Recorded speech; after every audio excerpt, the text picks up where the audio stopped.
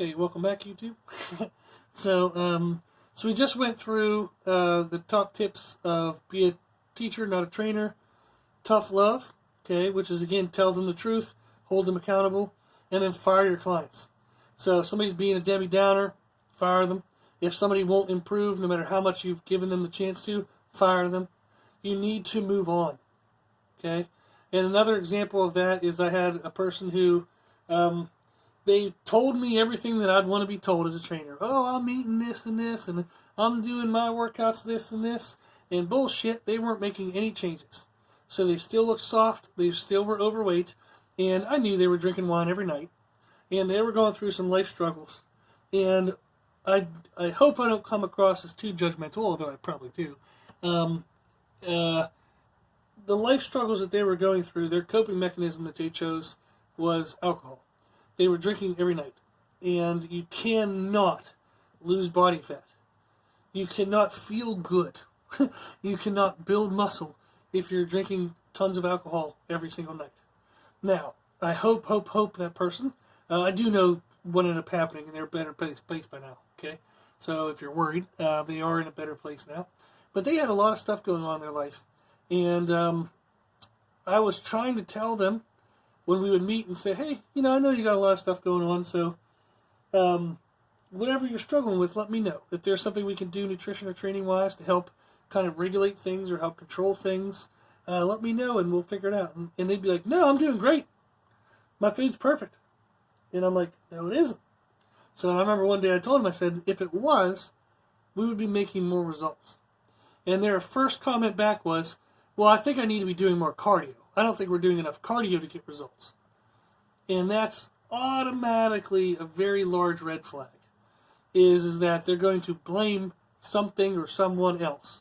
Whenever I know for a fact they were drinking alcohol. So, and it wasn't me just assuming it, friends of friends and people tell. And also the body doesn't lie. So I've told people before, and this is probably really freaky for those who don't know, but you can tell what a person eats or drinks based on their sweat patterns and how they smell, like what their sweat smells like. So when I train clients, especially as I've trained them for a longer period of time, like once we get a month or two under our belt, I'll know their fatigue pattern, I'll know their sweat pattern, and they'll have a smell to them when they train. So this is probably really creepy. But if somebody drinks alcohol, you can smell that through their sweat. They'll also have a very fast sweat pattern. So if they normally don't start getting really kind of sweaty for 30, 40 minutes, but all of a sudden in 15 minutes they're soaked, that's a huge sign that they've relied on sugar in their diet. And then you can smell the alcohol in their sweat. So that tells you exactly what they've been having. So she had all those signs and symptoms. I ran into her in the grocery store once and her cart was filled with wine bottles. And she told me she was having a party on a Tuesday night, sure. And then also friends of friends have said, hey, you might want to start talking to her, or you might want to help her out. And so people cared about her, and I did too. But she wasn't willing to make any changes. And where she was at in life was in denial. And I knew for myself that she needed to stay physically active, and she needed to eat well to at least not regress too much while she was going through the stresses of her life. But it was not my responsibility to take that blame, take that burden. So I knew that if she was willing to blame the cardio to my face, you knew for a fact she was definitely blaming the training to anybody else. So if anybody else was like, hey, I thought you were training, you kind of look, you're not getting that great of results. Oh, that trainer of mine he won't push me hard enough, or I don't think we're doing enough cardio. So there you go. So, you care about the person, but here they don't care enough about you to be honest and take the blame. They're going to shove the blame onto you and ruin your reputation. That's a character flaw on them, and there's no need for you to carry that burden. So I fired that client. I wished her the best of luck, and I knew that she was going to stay active, and she did. It was just in her mindset and her behaviors. And I even gave her workouts of anybody I've ever fired. I've always written workouts for them. Has probably I don't even know what they do with them. They probably throw them away, but it makes me feel better. But don't be afraid to fire clients. Okay, if it's just holding you down, or if you know they're blaming you, then it doesn't do you any good. Doesn't do them any good. So fire your clients. Trainers and clients are a partnership. So if you're doing your part but they're not doing theirs, fire them. Make space for somebody new. Okay? We have 2 more. I know this is getting long, but we have 2 more to go. The next one we have is be visible. So get on social media. If you want to improve your clientele, people have to know that you freaking exist. Okay?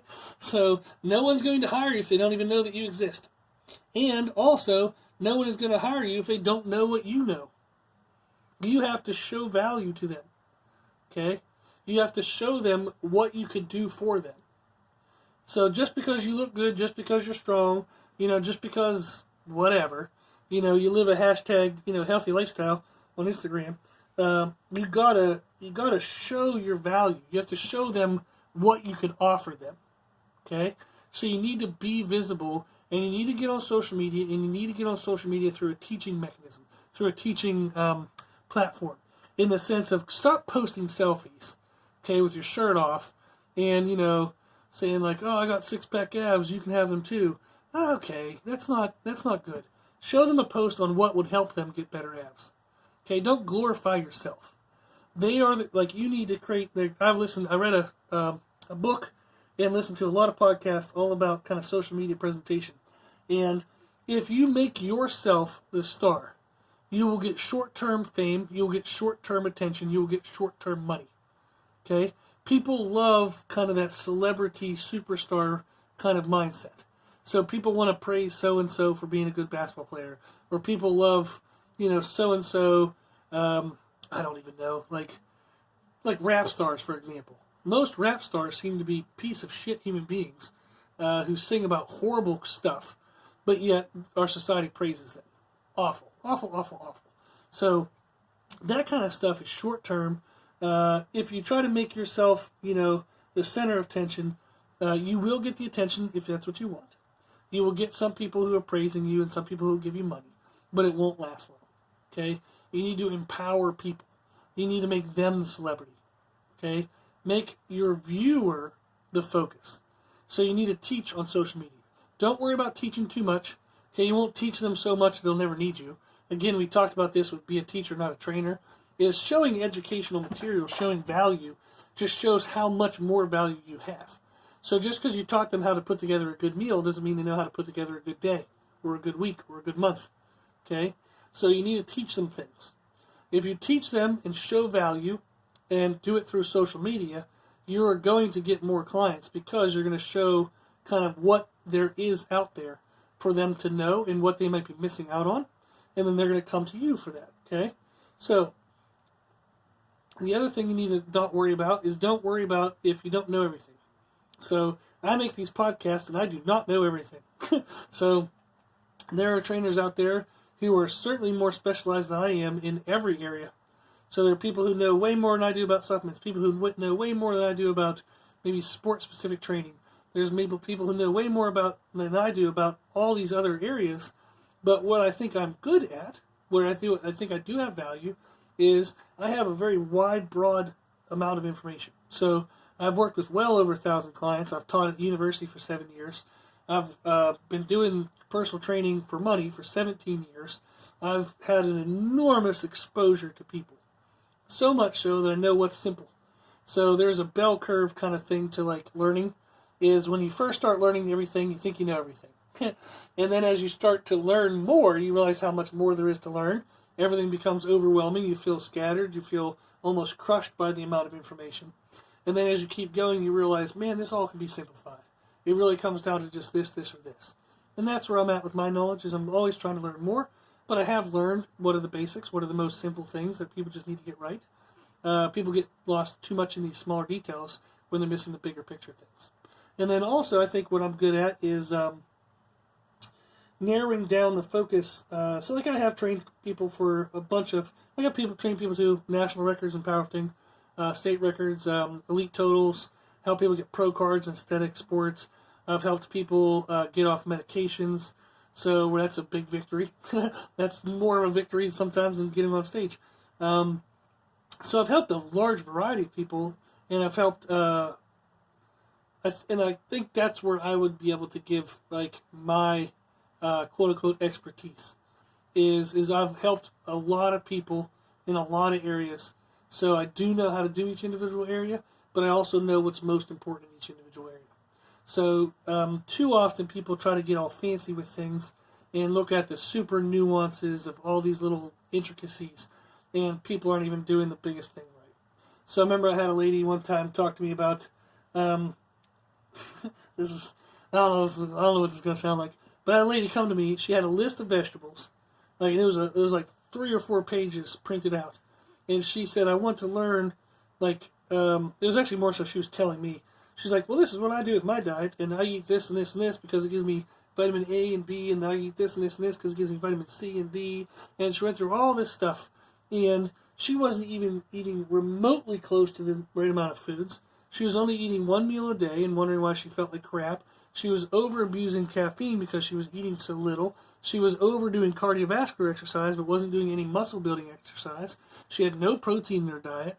So here she was looking at all these like vitamins, and she wasn't even paying attention to the bigger picture stuff. So she came in and told me for 40 minutes all the things she was doing right, quote unquote, and then it took me 5 minutes to tell her everything she was doing wrong. And once we started working together, knowing the vegetables list was an awesome thing. It really was. I'm happy for her. But holy shit, she had nothing else right. So that's where we don't want to be, and that's what I can do for people is I can help them look at what's the bigger picture, the bigger effort things. Now you will have that same thing yourself. So as a trainer, if you're afraid to get out on social media, and if you're afraid like, I don't know everything, don't worry, no one knows everything. So if you look at the best trainer in the world at sport-specific training, they won't be as good at aesthetic training. If you have the greatest nutritionist in the world, I've had nutrition teachers. When I was getting my master's in nutrition, I had 2 of my teachers as clients for nutrition. Because they knew health nutrition, they didn't know aesthetic nutrition. So even in the world of nutrition, there's a million categories to know. So you're never going to be the expert on everything. So don't worry about if you're the expert on everything, because it's not even possible. Okay? So what I often tell people is to think of a scale. If you think of trainers could know anywhere from being like a level 1 to a level 10.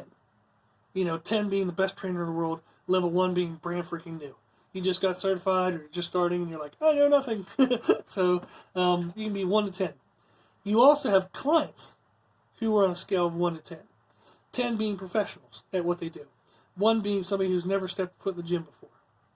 Well, if you're a 4 or a 5 trainer, just teach the things that the people under your level as clients would need to know.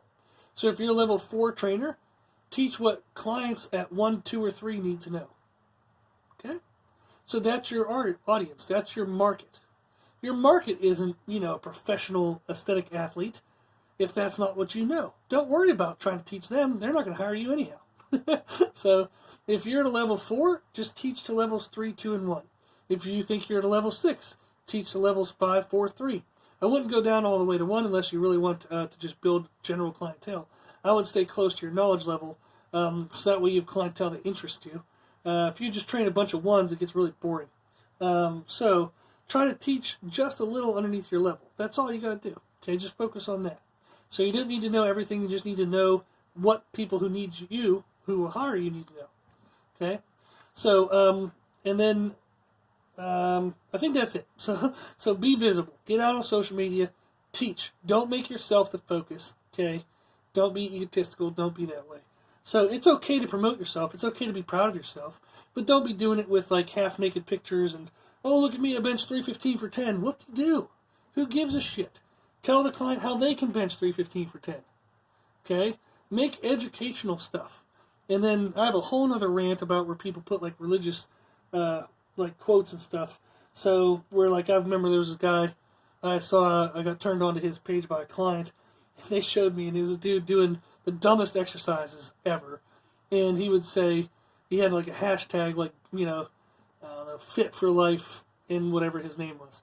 And then he had a Bible quote, and it said, get right with your body to get right with God. And there was no educational anything. He just sold programs that were all based on stupid exercise shit that no one should be doing in the first place. So that was his niche, was to just promote, hide under God and promote himself in that way. Horrible, horrible way to do it. So the guy, probably has like 1 million followers, but they're probably all robot accounts and they're not real people. And I couldn't even look at myself in the mirror if I advertised myself that way. So be proud of yourself, promote yourself working hard, promote yourself learning, Okay? Promote yourself in ways of teaching others how to do that stuff. So it's okay to be proud of yourself. Just don't make it all about you. Okay? Now, last one we got is don't get complacent. Okay? So good enough is never good enough. So that phrase, well, that's good enough. No, bullshit. There is no such thing as good enough. Okay? So you either are improving or you're not. You're either getting better or you're falling behind. Okay? So you need to push yourself in your own training. And that'll promote you to push your clients. You need to learn how to push your clients, but again, only push them at one level above where they're at. So, if they're struggling right now to make it through a good 30-minute workout, don't all of a sudden try to blitz them for an hour and murder them. Just try to get them to do a couple extra sets or a couple extra reps, a couple extra pounds. Just make them improve every time they come into the gym. Small improvements every time. So don't get complacent means don't accept the same. Don't let things stay the same if you don't want them to be the same. Okay?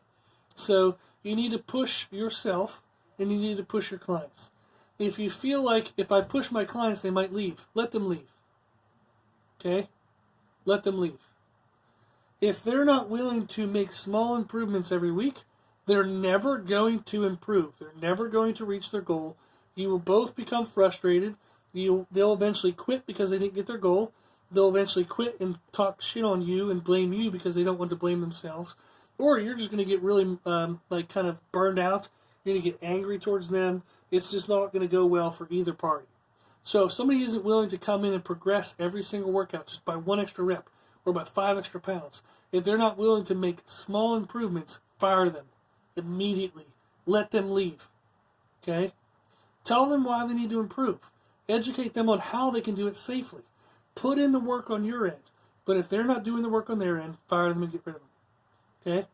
So when things would get tough, they would leave anyhow. So open your space up for people who are willing to work hard. Okay? So I've had clients where I remember a lady came in once and she complained about her knees hurting and she wanted me to help her lose weight even though her knees were really bad. And I kind of looked at her movement mechanics and I looked at her muscular balance. She was eating nothing, no protein, doing tons of cardio, no real resistance training, and whatever resistance training she was doing, the form was awful. So I told her, I said, hey, we can actually heal your knees up. Let's teach you how to squat correctly. Let's eat you more protein in your diet. And let's start getting you doing movements that will build the musculature around your knee. The more muscle you have around your knee, the stronger your joint will be. So she said, no, I just want to do cardio. Cardio is what's worked for me in the past. And I looked at her and I said, well, it hasn't worked. If it worked in the past, that means you wouldn't be here. You wouldn't be overweight, your knees wouldn't be hurting. If it worked, it would have worked. So maybe in the past it was a temporary thing that kind of sort of worked or maybe masked some things, but it didn't work for lifelong. So let's do lifelong stuff. Instead of the temporary crap that doesn't really get you what you need for the rest of your life, it just gets you momentary successes that are just followed by failures, like ups and downs, ups and downs. Let's learn how to do things the right way. Let's really invest into fixing your needs for the rest of your life. And we did a session together and she said, I think I just need to do cardio. I just need to do cardio. And I said, ma'am, if you want to do cardio, you can go next door. So right next door, our gym, by the way, is a Planet Fitness, literally next door. So we share a wall. And I said, if you want to do cardio, you can go next door. I'm not going to tell you, no, it's your life. You get to do whatever the hell you want to do with your life. But I will not train you in a way that I don't believe. I'm not going to have you make your knees worse. I'm not going to encourage that. So in 10 years from now, you would hate me because you'd be having a double knee replacement, and you'd be like, damn, that trainer, he made me do this, he made me do that, or he never, held me accountable to do this and this and this. I said, I'm not doing that. I'm not going to have you just do a bunch of cardio, wreck your knees, and we're not going to pay attention to any muscle tissue, we're not going to pay attention to any protein. I'm not doing it that way. So she left. And guess what? I don't feel bad. Well, on my end. I feel bad for her, and I hope she's doing better now. I have not seen her since. I saw her once 2 months later when I went in to Planet Fitness and talked to the owner about something. She was, slugging away on that cardio, looking the exact same, by the way, 2 months later. Didn't lose a pound. Looked the exact same. And I hope that someday she'll wake up and maybe some of the things I had said will sink in there, and maybe she'll put some of it to use. I don't really know. But I'm not going to train somebody in a way that I don't believe. So I don't want to get complacent in the fact that I get lazy and just let my clients dictate what to do. Your clients are not in charge. You're in charge. Now, you got to find some common grounds. You can't just be, a psycho and beat the crap out of them on things they hate. But you can't just let them dictate what they're doing. So you're the expert. You're supposed to be the one who knows how to do it. So don't get complacent, okay? Keep pushing yourself. Keep pushing your clients. Keep trying to improve in some way. Okay, so this was a really long podcast, so thank you to those who kind of stayed with this. And I hope this stuff is helpful to hear. So if you're wanting to improve your clientele, the number one thing I hear all the time from trainers is, what do I do if everybody quits? Or what do I do if I don't, I'm not going to have any money? Like, what do I do? What do I do? What do I do? Well, if you change nothing, nothing changes. So if you just sit and do exactly what you're currently doing, you will get exactly what you're currently getting, which is not what you want, okay? You're unhappy, right? Well, then make some damn changes. Grow a pair. Okay, it's time to change things up. So I knew from day one when I started my gym that I was either going to stay in business doing the right things or I was going to go out of business doing the right things. I was never going to charge people bullshit costs that weren't fair. I was never going to, create programs and advertise them as personalized when they're just copy and paste bullshit programs that every other trainer does and lies to people. I was not going to do it the wrong way. I was going to do it the right way, and I was either going to be in business or not be in business. But I wasn't selling my soul for money. So I do not care about money. So money is power. It pays bills. It lets you do cool things. The more money you make, the more you get to give back. So I make enough money through the gym that I get to do this podcast for free. It's not free, by the way. There's hosting costs and there's other costs associated. It's not free at all. But that's the power of the money that I've been able to earn through the gym, is that I get to do this as a way to give back to people. And it's freaking awesome. I love doing it. But money is important, but by no means should you sell your soul for it. Okay, there are other ways to make money that'll let you feel honest. So start small. If you're afraid of overhauling big things, don't do a big overhaul. Okay, we had our list was be a teacher, not a trainer. Tough love. Fire your clients. Be visible. Don't get complacent. So don't fire your clients right away if you're freaking out. Okay, so if you feel like you still have room for new clients while keeping your old, well then be visible. Get on social media. Educate people. Start being a teacher. Okay, teach your people, current and new things every single week. And find ways to do the tough love. Find ways to hold your current people accountable. Set up new accountability for new clients. So everybody that comes in new from today, starting today, set up the parameters that you wished you had set up already with your past clients. Don't keep repeating the same shit over and over again. Okay? Set up tracking adherence. We have a ton of papers. So if you want any kind of papers about adherence tracking, email us, brutalirongym@gmail.com. I'll send them to you for free. I don't care. Just anything that makes you happy. Okay? Anything that helps you help more people. So start with those ones. Start with the ones that are kind of like safer to start with.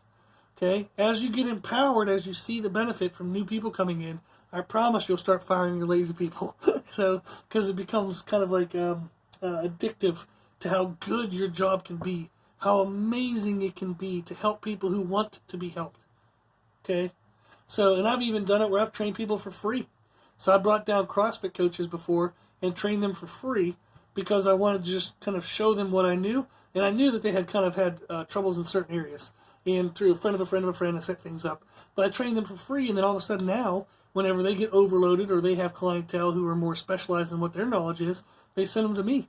So it became actually a pretty cool referral system. So I work with a lot of CrossFit athletes. I've actually worked with people who've gone to the CrossFit Games on strength because it's not a well-known training category of knowledge amongst CrossFit programmers.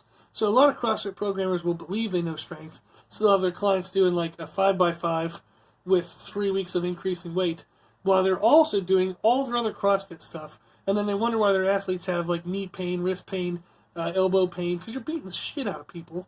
So that happens all the time in CrossFit. The coaches don't know what they're doing, so they just make their clients do everything, and then weed out anybody who is not an abnormal human being. So they're just going to try to find people with like the greatest recovery systems possible. So they just crush everybody and get everybody injured because they're just trying to make them do everything. So So train people for free even if you need to. That's a good way to kind of build some clientele. So find somebody who's maybe excited in an area that you want to know more about or be more involved with. So if you have a friend who has been talking about doing a bodybuilding show and you think that would be really freaking cool, just train it for free. Just get your knowledge out there. Take pictures with the sessions. Put that stuff on social media and use that to promote yourself. Okay? So, if you want better clientele, nothing will change if you change nothing. You must do something new if you want new. Okay? So we have our 5 tips there. Do one of them. Do 2 of them. I don't care. Just start somewhere. Be a teacher, not a trainer. Tough love. Hold your people accountable. Tell them the truth of what it's going to take. Fire your clients. Okay? Training is a partnership. They need to be doing their part. If they're not, fire them. Bring in somebody who will. Be visible. Get on social media. Educate people. Show them what you know. Show them your value. And they will come to you. Okay? And then don't get complacent. Keep pushing. Keep trying for new things. Just keep being excited in what you're doing. If you feel yourself getting bored, rock the boat. Go read a book. Go to a seminar. Learn something new. Try to implement something new. Okay? So, hopefully this helped. If you're a trainer out there and you want any more help in this area, you're always welcome to email us, brutalirongym@gmail.com, and we'll help you out. Okay? So if you like this information, you can find more from us on Instagram, Facebook, and Twitter, Brutal Iron Gym. Also, if you like the podcast, please share it with family and friends. So the more people we help, the happier the world will be. And if you have any questions, feedback, or suggestions, we would love to hear from you. So the podcast is for you, so we want to know what you want to learn about. And you can reach us at our email, brutalirongym@gmail.com. So thank you for those who have listened to this far. I know it was a long one, but I hope it was helpful. Okay, if you have any questions left, any hesitations, email us and we'll help you out. Cool. As always, I hope this was helpful, and thank you for listening.